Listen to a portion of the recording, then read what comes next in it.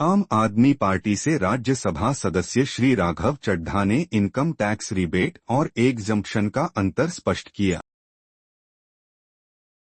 Sir, इस budget को सरकार ने मिडिल क्लास का बजट कहकर बताया और कहा कि ये मिडिल क्लास की सारी समस्याओं का हल है इस बजट में।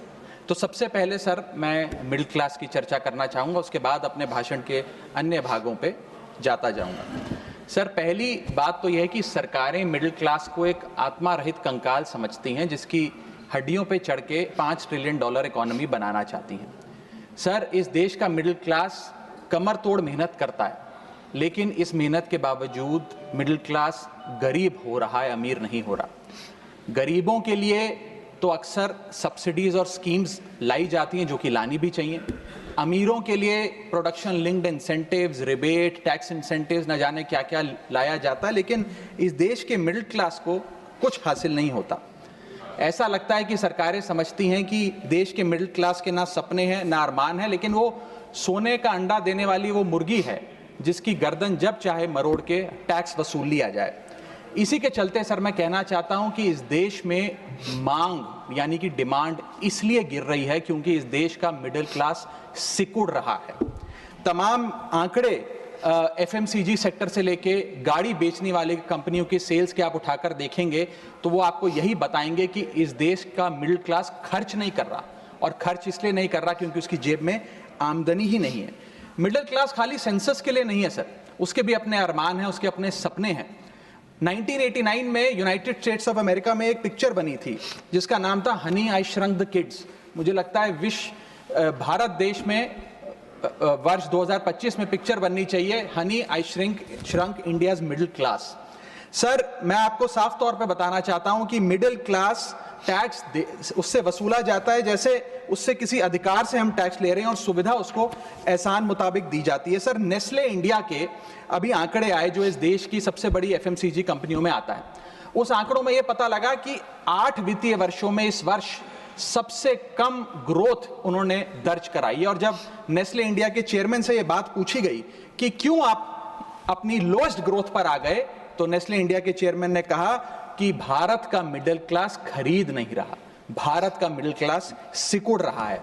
मैं महंगी गाड़ी और महंगे मकानों की बात नहीं कर रहा सर, लेकिन सस्ती गाड़ी और सस्ते मकान जो मिडिल क्लास खरीदता है उनकी डिमांड घटती जा रही है, उसकी प्रोडक्शन घटती जा रही है, जिसका सीधा इंपैक्ट हमारी इकोनॉमी पर है। काफी चर्चा हुई सर सरकार द्वारा कि हम मिडिल क्लास के लिए 12 लाख की टैक्स रियायत लेकर आए।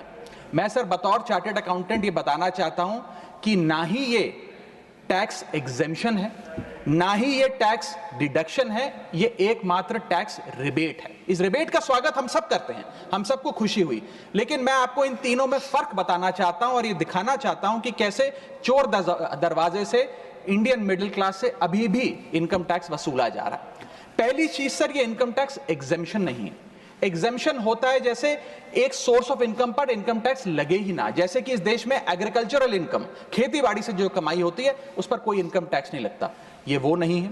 ये टैक्स डिडक्शन भी नहीं है। टैक्स डिडक्शन होता है कि फर्ज करिए आपने साल में 15 लाख रुपए कमाए, इनकम टैक्स डिडक्शन आपको 12 लाख रुपए की मिली, तो 15 घटा 12 3 लाख पर आपको इनकम टैक्स देना पड़ेगा। ये टैक्स डिडक्शन भी नहीं है, ये टैक्स रिबेट है। यानी कि 12 लाख तक अगर आपने पैसा कमाया साल में तो आपको इनकम टैक्स नहीं देना, लेकिन जैसे ही 12 लाख से ज्यादा, फर्ज करिए आपने 12 लाख 1,000 रुपए कमाया, तो पूरे 12 लाख 1,000 पे आपके स्लैब अनुसार आपसे इनकम टैक्स वसूला जाएगा। और दूसरी चीज, कैपिटल गेन्स पे, यानी कि अगर आप अपने कोई मकान बेचते हैं, सोना बेचते हैं, इक्विटीज बेचते हैं, शेयर्स बेचते हैं, उस पर जो कैपिटल गेन पे, मुनाफे पे लगता है टैक्स, वो इस 12 लाख की सीमा में नहीं आएगा, उस पे आपको अतिरिक्त टैक्स देना पड़ेगा। सर, लेकिन इस 12 लाख की रियायत से कितने लोगों को भारत देश में फायदा हुआ, यह भी समझने की आवश्यकता है। हम 140 करोड़ की आबादी वाले देश में रहते हैं, जिसमें मात्र 8 करोड़ लोग इनकम टैक्स की रिटर्न भरते हैं, और इन 8 करोड़ लोगों में से मात्र 3 करोड़ लोग इनकम टैक्स भी भरते हैं। यानी कि 8 करोड़ लोग इनकम टैक्स की रिटर्न भरते हैं, 5 करोड़ लोग जीरो इनकम दिखा के अपनी इनकम टैक्स की रिटर्न भरते हैं, जीरो टैक्सेबल इनकम, और उनसे कोई इनकम टैक्स नहीं वसूलती।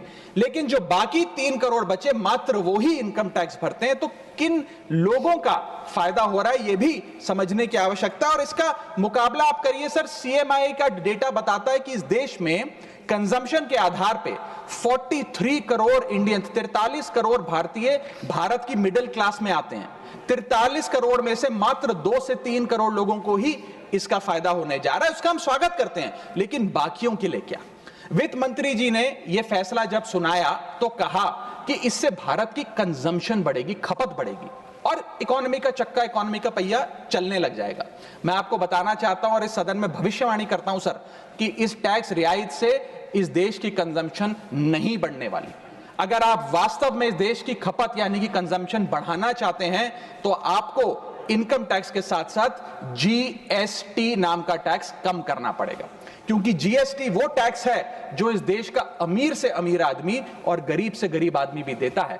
जब गरीब आदमी अपने घर में चूल्हा जलाने के लिए माचिस खरीदता है तो उस पर भी जीएसटी देता है, और अमीर आदमी जब सफर करने के लिए मर्सिडीज और बीएमडब्ल्यू खरीदता है उस पर भी जीएसटी देता है। जीएसटी वो लोग भी देते हैं जो इनकम टैक्स नहीं भरते, जीएसटी वो लोग भी देते हैं जिनको सरकार, उन 80 करोड़ भारतीयों को जिनको फ्री राशन देती है, जीएसटी उनसे भी वसूला जाता है। तो सही मायने में अगर आप भारत में खपत यानी कि कंजम्पशन को बढ़ाना चाहते हैं, इकोनॉमी रिवाइव करना चाहते हैं, तो आपको जीएसटी कम करना पड़ेगा और जीएसटी स्ट्रीमलाइन करना पड़ेगा। सर, मिडिल क्लास इस देश का सबसे देशभक्त क्लास है जो सबसे ज्यादा टैक्स देता है।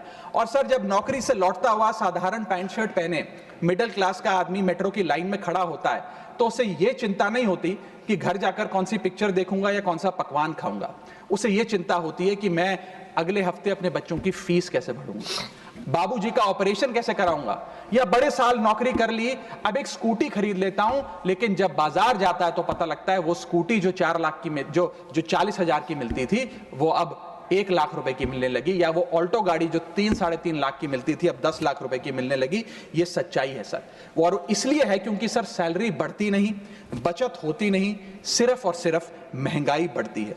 और सर, मैं ये भी आपको बताना चाहूंगा, रिपोर्ट्स बताती है, इकोनॉमिक सर्वे ऑफ इंडिया बताता है कि सैलरी औसतन मात्र 3% बढ़ी है पिछले वित्तीय वर्ष में, जबकि food inflation 10%, health care inflation 15% और